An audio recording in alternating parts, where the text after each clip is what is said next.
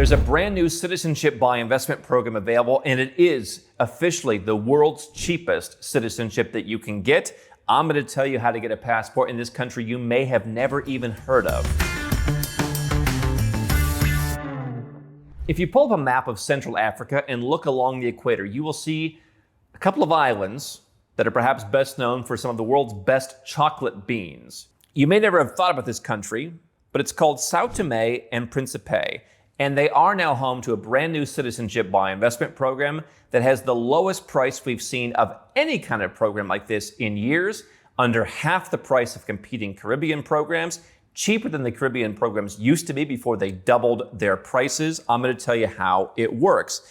São Tomé and Príncipe is a country of about 240,000 people, so it's similar to a lot of the countries in the Caribbean that offer citizenship by investment, except they have a lower quality passport that might appeal to someone who, for example, already has a Western passport and just wants a more affordable plan B. Now, if you're just watching for the first time, I'm Andrew Henderson. I'm the founder of Nomad Capitalist. We help people go where you're treated best. That includes lowering your taxes overseas legally. It includes protecting your assets overseas. And it includes getting second passports so you take back sovereignty over your own life.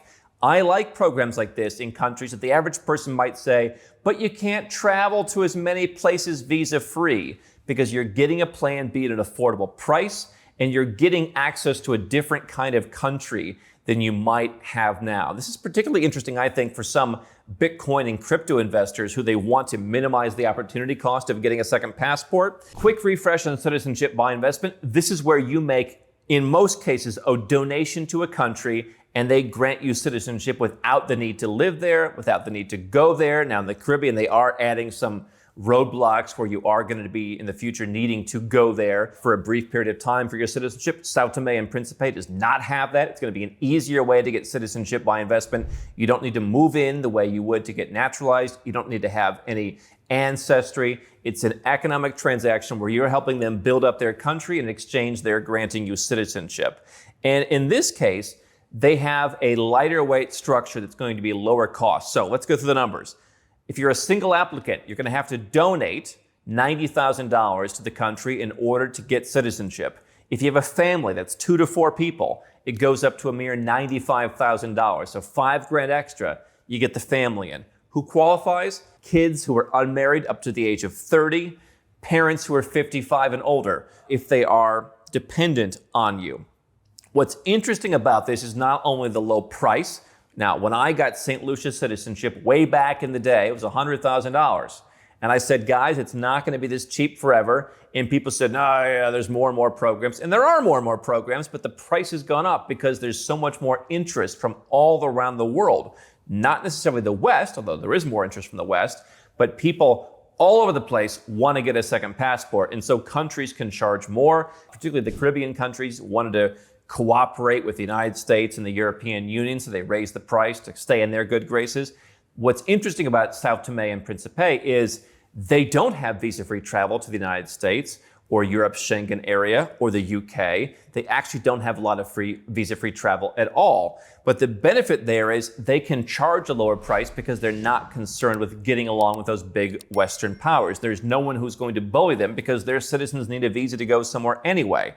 On top of these lower fees, there's a $5,000 submission fee, which includes due diligence. That's really affordable, and it's potentially even less than half the cost of some of the Caribbean programs. So what they're offering is a low cost of filing your case. What they're also claiming is a 6-week turnaround on citizenship. Now, when you see countries or when you see companies talking about how fast you can get citizenship by investment, what they're not including is there's paperwork to be collected. There's things you've got to go out and do. You got to get a medical check. You got to do stuff. If you're an entrepreneur, as I am, you probably hate doing that stuff, which is why what I created at Nomad Capitalist for our clients was a system where we handle that for you better than I think pretty much any other company in the industry. You'll pay a little bit more, but you're going to have someone handle that to where you can get it done faster than you would with most other companies. We've had clients that they come in, I spent 1.5 years getting citizenship in St. Lucia. Meanwhile, someone's advertising it takes 3 months. So 6 weeks seems a little bit aggressive. Vanuatu got into some trouble processing applications in like a month. I mean, Again, the European Union started to kind of, who are you letting in there? But our team has talked to some of the folks who are running this program. It does seem like there's a focus on due diligence that is there. So we'll see if they can stick to that 6-week timeline. Either way, whether it's 6 weeks, 8 weeks, 10 weeks, this is going to be a faster passport at a lower price point. Here are some of the unique angles that I like about this. It is a Lusophone country, part of the CPLP, which is basically a group of Portuguese-speaking countries. And so if you have business with Portugal, if you want to be part of that, that's interesting. You know, most of the citizenship by investment programs out there are in English-speaking and or Commonwealth countries. What have I been telling you for years? Africa, it is an up-and-coming place. I am investing more in companies in Africa and companies that do business in Africa. And so as a country in the African Union, I believe in the mid to long term, there may be more benefits for business and investment as they try to open up across that entire block. Pan-Africanism is growing, for example. And so having a passport there in a neutral country, not one that has a coup, not one that's known for high taxes, not one whose president's getting shouted at by, Donald Trump, but one that is just kind of like there. Island country, I like that. It seems a bit more serious to me than, let's say, a Caribbean island. People kind of have a perception, but an island off the coast of the African mainland, to me, is same as the Comoros off the other side, the other coast of Africa, is taken a bit more seriously and a little bit distant from some of the problems that people, let's say, in a private bank or anything else might have with African in the mainland. And of course, they do allow dual citizenship. And so, is this the passport for you? The pros are, again, the price. Far cheaper than anything else. I've been telling you for years, prices of citizenship by investment are going to go up and programs are going to go away. We saw that Malta's MEAM program, gone under the pressure. Plenty of other European citizenship by investment programs like Montenegro, the brief Moldova program, gone. The North Macedonia program that never got off the ground. Europe has not been a good place for this. The Caribbean's been really the hotbed, and now we're seeing the South Pacific, Vanuatu's program, which has its own issues. Nauru, which we've seen our clients kind of like, okay, that's a little too far away from me. I like the fact that you've got a country that is in a very different part of the world, and yet it's not at the edge of the world. You can fly to not so far away in Central or West Africa from Paris or from Frankfurt. And you are seeing, I'm reading all the headlines in the Africa newspapers that I read, you're seeing Kenya Airlines picking up slack. They want to fly to more places.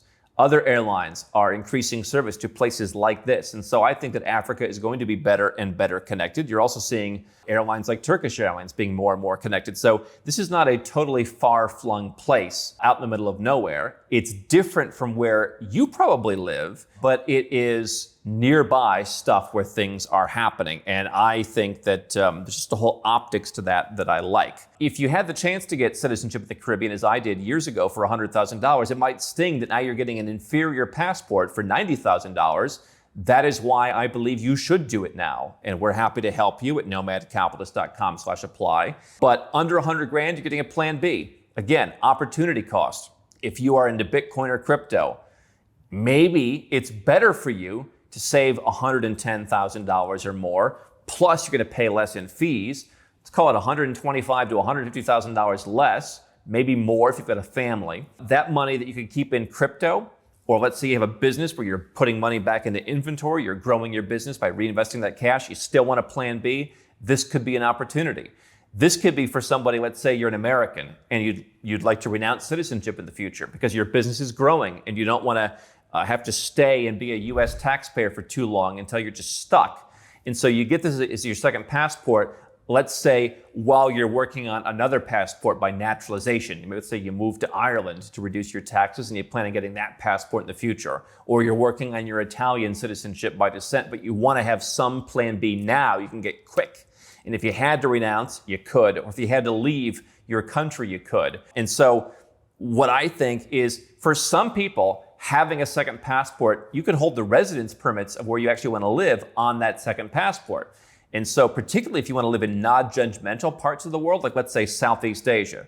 If I come to Southeast Asia and say, hey, I'm São Toméan, they're not really going to process my residence permit application any differently. In fact, it might be easier because Americans might need certain documents, or they have a cap on who can, there could be issues with larger known countries, whereas São Tomé, great, come on in. So if you're going to Malaysia's MM2H program or the Thai investor program, they don't quite frankly care where you're from. You go to the UAE, I don't think they care so much where you're from. Some of the Gulf countries might flag an African passport, but if you're not really from there, I don't think it's going to matter so much. No one really knows where this country is, which I think is a benefit. I think people get hung up on, I'm from a country that people really respect, the United States. Nobody cares. Nobody cares on a global level. And so if the worst came to worst, and you're a Westerner, and you got this passport as your plan B, and you decided my Western passport isn't worth keeping anymore, you could have your residence permits around the world tied to this passport. You'd have a hard time traveling a lot of places without a visa, but at least you'd be able to live somewhere that you enjoyed, whether that's Malaysia or Dubai or a lot of other places around the world. And so I like that about it.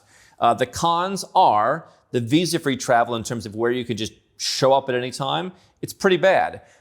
You see Ecuador is a country that lets pretty much everybody in. Central America is open to you, which is kind of rare actually for an African passport. Decent travel around Africa. I mean, there's plenty of African countries that still have very limited visa policies. But if you're looking to explore opportunities there, you can do that. Literally 0 countries in Europe that you can go to without a visa. Georgia e-visa access.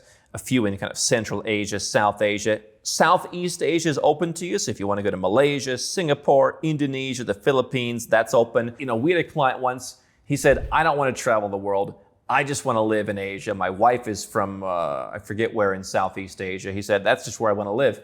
He could get this passport, save the money. And if he really means it, I think he could spend the rest of his life living in Malaysia, Thailand, the Philippines, any of those countries on a relatively affordable residence permit. And if he wants to go to Europe, he gets a visa. He shows his bank statement, and he can probably get that visa. So, this is not the answer for someone who has a bad passport already, unless this is designed to say, hey, I don't like my identity.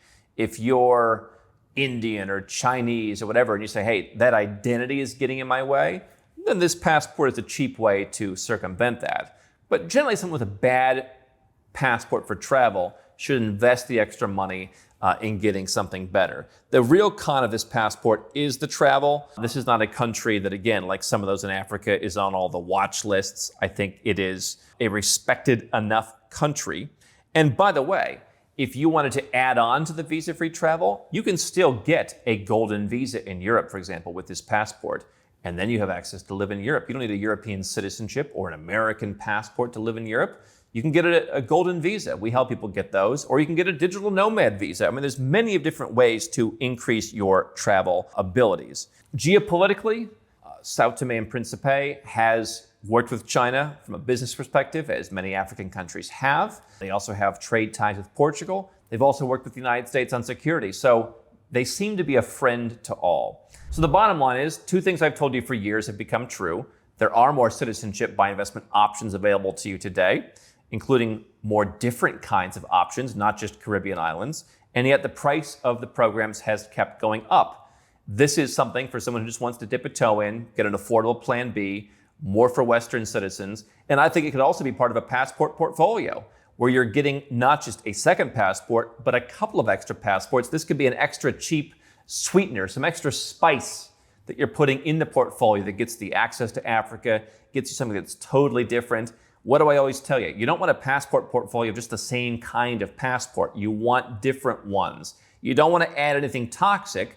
I don't think you're adding anything toxic with this one. You're just getting some extra spice for a low price.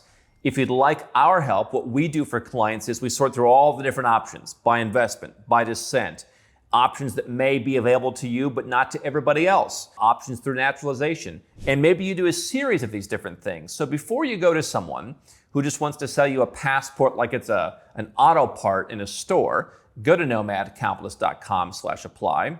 We have applied to become an agent for this program so we can help you directly through the São Tomé and Príncipe program. We have a direct connection there. You need more options. I love seeing more options. This is one that's worth your consideration in certain circumstances.